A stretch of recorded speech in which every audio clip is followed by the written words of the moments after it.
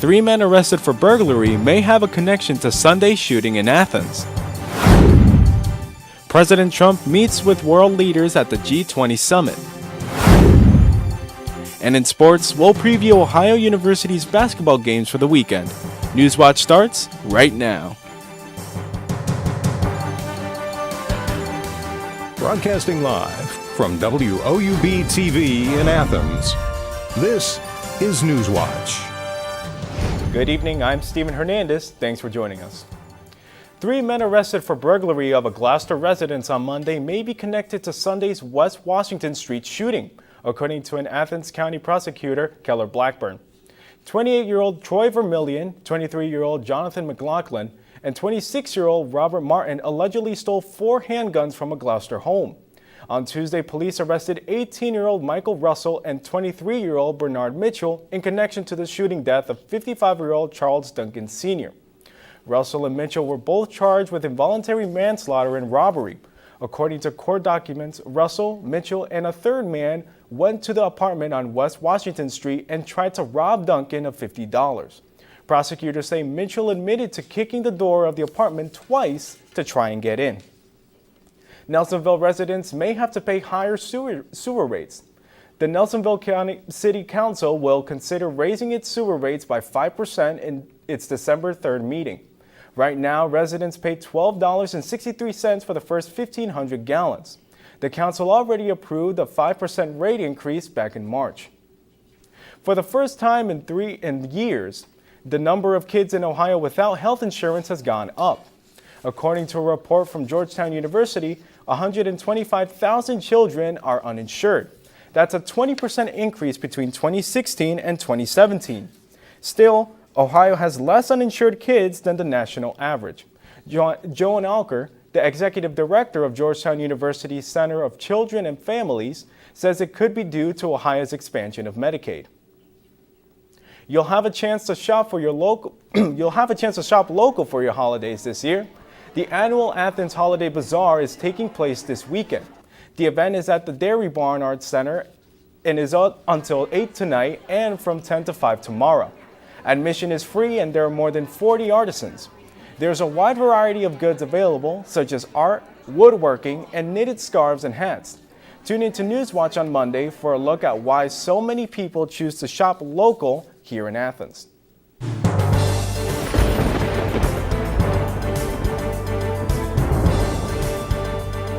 From the Newswatch Weather Center, I'm Matt Thigpen. Taking a look across the region right now in Athens, we see 46 degrees. Cloudy skies are dominating much of our region, 39 up in Columbus and 38 in Newark. So we are quite chilly up to our northern locations, but down in Ironton, we're seeing 48 degrees at our warmer spots. So mainly cloudy skies. That'll keep us a little bit warmer tonight.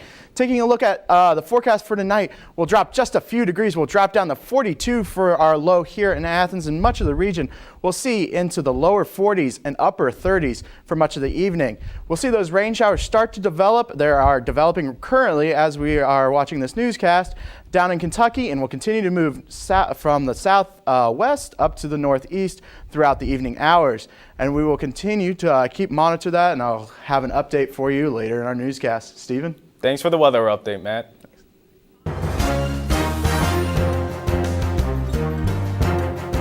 General Motors is facing a lawsuit days after laying off thousands.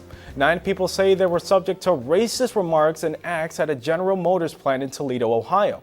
Anu Prakash has the details. It was just devastating to see something like this.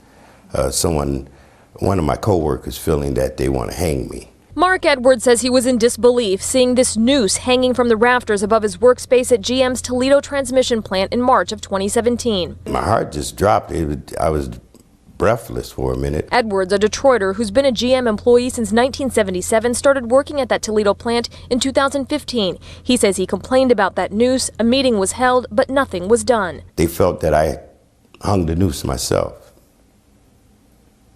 I was very surprised that someone accusing me of something like that. Edwards and 8 others are suing General Motors, alleging it allowed racial discrimination at that plant and didn't take proper corrective action. According to the lawsuit, that noose was one of 3 hanging in the casing machine department that day. The next month, Edwards says he saw "whites only" written on a bathroom wall and claims a coworker demanded he get out of a chair and called him the N-word. And no one came to me and apologized or said anything. Well, Mr. Edwards, sorry this happened on your job or anything. The lawsuit says some African-American employees were called monkeys and some were told to be careful because a white employee's daddy was in the Ku Klux Klan. Michelle Vogt is one of the plaintiff's attorneys. The employees who complained to Human Resources or Labor Relations, they were pushed off. They were pushed off. Oh, we're investigating. But there never was a result. There was never any feedback to the employees about what was going on. Vogt says some of the plaintiffs have left that plant because of a hostile work environment. She says others are being treated for depression. Edwards says it's been challenging, but he's still showing up for work, hoping for change. We need to really work together on this as a company and employees and coming together to get rid of racism within the workplace. In a statement released after the incident was reported, GM says they are, quote, taking this matter seriously and addressing it through the appropriate court process. The University of Cincinnati was put on lockdown late last night after reports of an active shooter near campus recreation center. Police say shots were fired during a fight and students were notified through the university's email alert system around 11:30 p.m. Students were urged to remain indoors until university issued an all-clear message on Twitter shortly before 12:30 a.m. A former Cleveland area judge is facing up to life in prison for aggravated murder, among other charges, in the death of his ex-wife earlier this month. Cuyahoga County Judge Lance Mason was indicted on Thursday.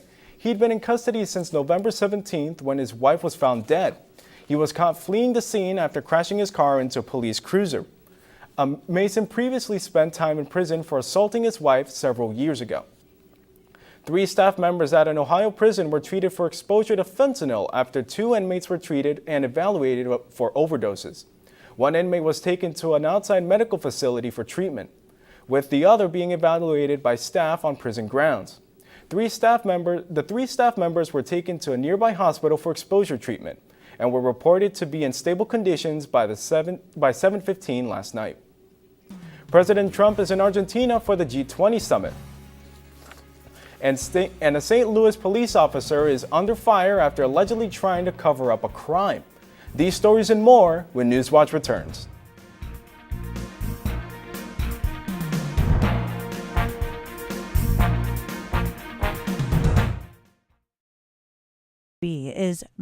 WOUB is member-supported public television.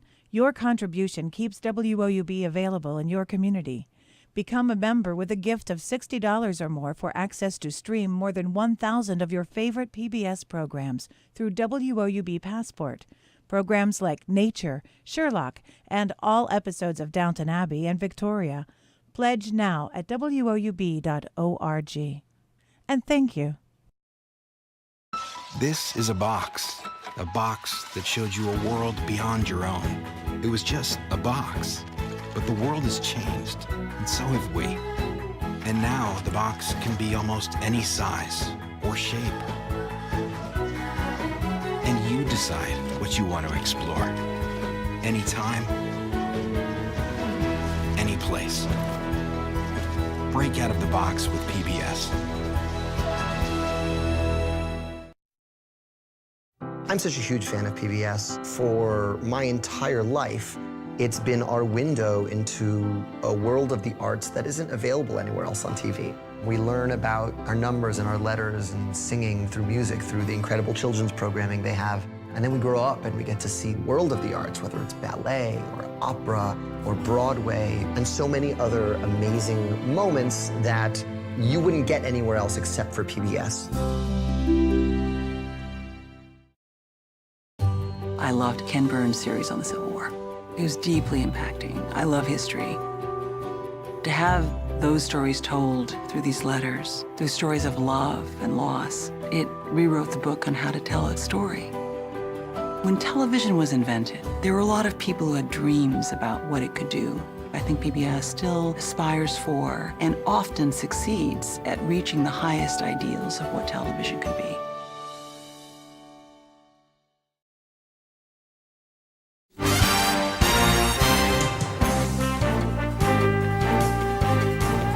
President Trump is attending the G20 summit in Buenos Aires, Argentina, where trade is in front and center as several high-stake meetings are on the agenda. Steve Nannis details the major moments so far at the president's whirlwind trip. President Trump rubbing elbows with world leaders in Argentina, kicking off a whirlwind 2 days at the G20 summit, where trade deals and tensions are on tap. On the agenda, meetings with a half-dozen world leaders, including sit-downs with Turkey, South Korea, and Japan. Thank you very much. But one sit-down that will not take place, the planned meeting between President Trump and Russian President Vladimir Putin. The president abruptly canceled the meeting earlier this week over growing Russian-Ukrainian tensions. Ukraine, we don't like what happened. Hopefully they'll be able to settle it out soon because we look forward to meeting with President Putin.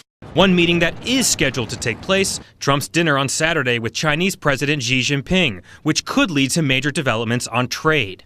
We're working very hard. If we could make a deal, that'd be good. There's some good signs. We'll see what happens. The U.S. and China have been engaged in a war of words over trade for the better part of the past year. Meanwhile, the future of trade in North America appears to have new life. In an early Friday ceremony, President Trump, along with his Mexican and Canadian counterparts, signed a new deal that replaces the North American Free Trade Agreement. A truly groundbreaking achievement.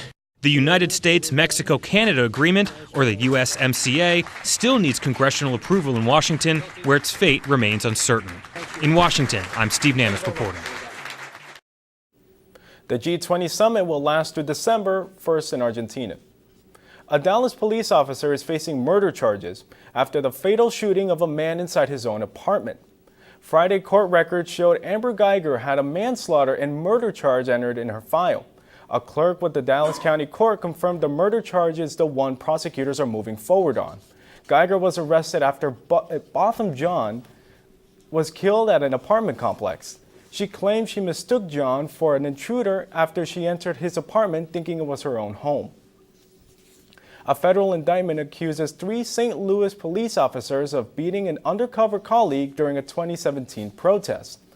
A 4th officer also allegedly conspired to cover up the crime. The U.S. Department of Justice announced the indictments of officers Dustin Boone, Randy Hayes, Christopher Myers, and Bailey Coletta. All 4 are suspended without pay. The September 2015 acquittal of former police officer Jason Stockley set off weeks of protest. Stockley, who is white, was found not guilty in the 2011 death of a black suspect. Flash floods are hitting areas recently affected by California's wildfires. That story is still ahead. We'll take a look at our above normal weekend of the flooding potential here in Athens and the next chance for snow.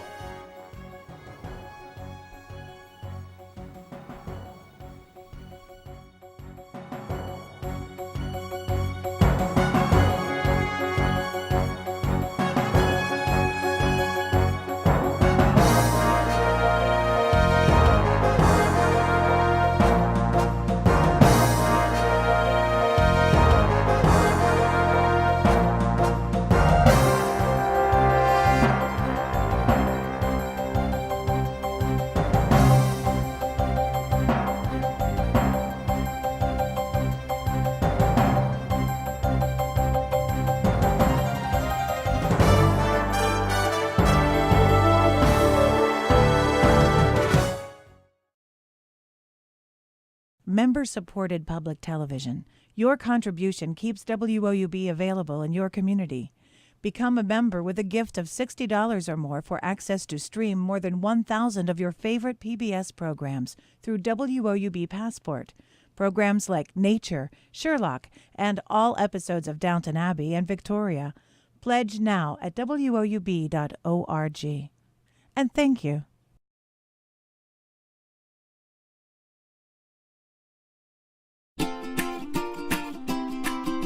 I love PBS because at the heart of everything PBS does is education. I use PBS not only in my home, but also in my classroom. It's kind of the idea of being the great equalizer for learning and for education. I'm a lifelong learner, and PBS has always been part of that journey for me. I love PBS because PBS supports teachers. They know what works for kids and what's best for kids, and that's why I love PBS. What are you doing?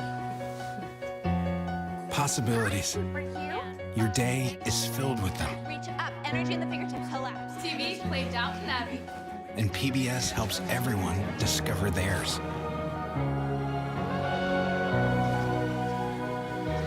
Anytime, anywhere. Up in the sky, you can see it.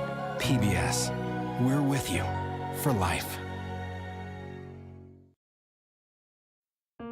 PBS had a special on Pearl Harbor, and once Landon started watching the show about the Arizona, he completely became fascinated. That's Donald Stratton, and that's me. And then his Christmas wish this year was to meet Donald Stratton, one of the survivors from the Arizona. So good to see you, buddy. Everything that Landon has learned from PBS, it's immeasurable. This is for you. Thank you, big guy. He is living proof of the effect that PBS has had on his life.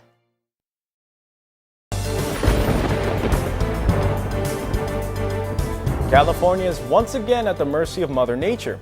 Earlier this year, parts of the Golden State were ravaged by major wildfires. Now, heavy rains are causing havoc. John Lawrence reports. Firefighters, along with help from the Highway Patrol and a helicopter, rescue a man clinging to a tree in the Los Angeles River Thursday. Weather throwing another challenge at California residents. My concern is the runoff on the road and keeping the ditches open, because that's what's going to wash out. Flash floods are gushing through areas recently scorched by significant wildfires. I've been cleaning everything, and it's still the smoke smell is everywhere. Authorities say after a wildfire, heavy rains can cause rapid landslides in burned areas. That's why they've issued mandatory evacuation orders in some spots. We understand the public is frustrated. We understand people want to get back into those areas. Those who have homes, we realize they want to go to their homes. Those who do not have homes, we know that you want to get back in there and search for mementos and things of value. CAL FIRE of Riverside County is blunt on its website, telling people if you stay, you are risking your life. Some residents took the advice and fled. Others have not. Did my 100-foot defensible, but kind of like what's come to me is that 100-foot defensible is great, but you got to kind of defend it. If no one's around to defend it, it can be a problem. I'm John Lawrence reporting. Today we had a little precipitation in the region. Matt, what's the weekend weather looking like? Is it going to be drier? Well, Stephen, we are just above normal. We will have to keep an eye on that precip. We just saw hundredths of an inch, of rain earlier this morning. Currently, though, it's 47 here in Athens, cloudy, and we're dry for right now. Southeast winds at 4 miles per hour, bringing us some warmer conditions. Taking a look across the region, 48 again, our warmer spot down in Ironton, and all the way up in Newark, 38 degrees in our northern counties. We're a lot cooler up there and towards Columbus. As we take a look at our precipcast, we'll see this low pressure that will be coming off the Rocky Mountains currently. Right now, it'll form into the middle of the country, into the plains, and this warm front will continue to move up into our region. And you see Saturday, we are in that warm sector, and we will see rain throughout much of tonight and tomorrow. Taking a look at tomorrow night is when that warm front slowly moves northward, so we'll see scattered showers through Saturday. Taking a look at our forecast rainfall totals. Again, we have a soggy ground right now with the recent rain we've had this season. It's been real rainy. 1.25 inches of rain up towards Columbus, and then it falls off as you get closer towards West Virginia. But that's still a decent amount of rain, and those low-lying areas will see a flooding potential. Taking a look at tonight, showers late will develop early in the morning, light winds east at 0 to 5 miles per hour. Taking a look at tonight, 42 here in Athens, and again 38 in Newark, so they're not going to cool up much in Columbus at 40 degrees. We'll warm up just slightly as we see that southwest and southeast breeze move up into our region, 45 for our low down in Ironton. Taking a look at our weekend outlook, 57 for tomorrow. We're going to be wet and breezy throughout the day, so if you're heading over to the Convo to go watch the men's and women's basketball team, you'll need that rain jacket and umbrella, but we will be mild. 49 for tomorrow evening, rain showers continuing, tapering off by Sunday, 66 degrees. Above average for this time of year. We'll see a cold front move into the region on Monday. That'll cool us back down for our extended forecast. 46 by the start of our new work week, 32 is our low, so again, chilly. scattered snow showers on Tuesday behind that cold front. 25 as our low, 32 on Wednesday. Thursday brings more snow shower chances, so next week looks like our best shot for some flurries around the region. Ending the next week, 38 degrees and mostly sunny. Stephen? Thanks, Matt. It is one of the largest corporate data breaches in history. Marriott announces a reservation system was hacked, exposing the data of 500 million of its guests. Karen Kaifa has details on the hack and what customers can do. Marriott says it identified a breach of the Starwood reservation database last week, indicating unauthorized access to the system since 2014, exposing the data of 500 million guests. Starwood properties include the Westin, Sheraton, St. Regis, and W Hotel brands, which came under Marriott's umbrella when they purchased Starwood in 2016. Marriott says for 327 million users, exposed information includes names, phone numbers, dates of birth, arrival and checkout dates, even passport numbers. For millions more, the potential compromise of credit card numbers and credit card expiration dates. This is a really big data breach. It's actually the second biggest in history. In a statement, Marriott's CEO said, "We fell short of what our guests deserve and what we expect of ourselves." Marriott said it reported the hack to law enforcement. Because the hack involves customers worldwide, Marriott could face hefty penalties for violations of the EU's recently enacted tougher data privacy laws. The hack, another reminder for consumers to do what they can to minimize risk, especially during the busy holiday shopping and travel season.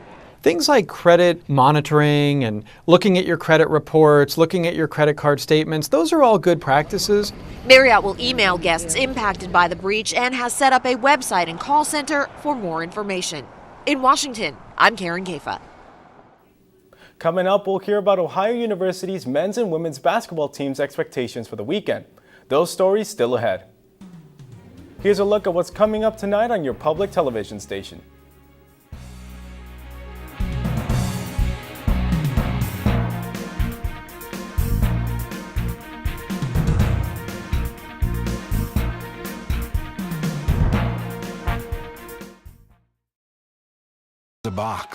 A box that showed you. This is a box that showed you a world beyond your own. It was just a box, but the world has changed, and so have we. And now the box can be almost any size or shape. And you decide what you want to explore. Anytime,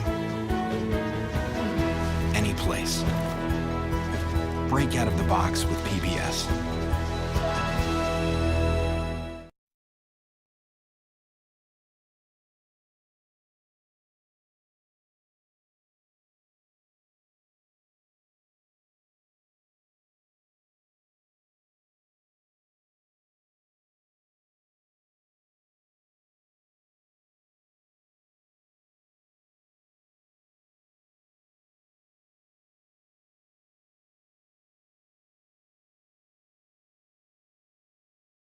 I'm such a huge fan of PBS. For my entire life, it's been our window into a world of the arts that isn't available anywhere else on TV.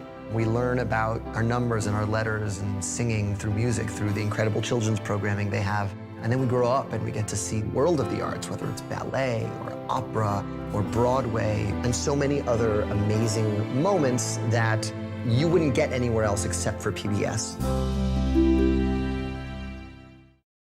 WOUB is member-supported public television. Your contribution keeps WOUB available in your community. Become a member with a gift of $60 or more for access to stream more than 1,000 of your favorite PBS programs through WOUB Passport.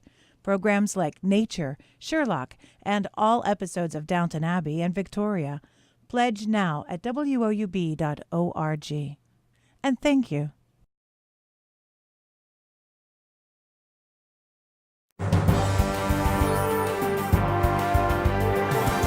Basketball is back in the combo this weekend. WOUB sports reporter Brian Kerp and online host Jessica Costello preview the red-hot women's basketball team as they take on Cleveland State tomorrow. Ohio women's basketball team is sitting comfortably going into their matchup on Saturday against Cleveland State with a 5-0 start to the season following the Denver Thanksgiving Classic. Tip-off is at 1 o'clock right here in Athens at the Convocation Center. Hi there, I'm Jessica Costello. This is Brian Kurt for WOUB. And Brian, one player that stuck out to us the most is Gabby Burr. She recorded her first double-double, 25 points, 10 rebounds. How important is it going to be for players like her to get involved to have a successful season? Well, I think it's very important for as many players as possible to step up for the Bobcats. In fact, they've had 5 players in double figures in 3 of their first 5 games, so the offensive depth is already there.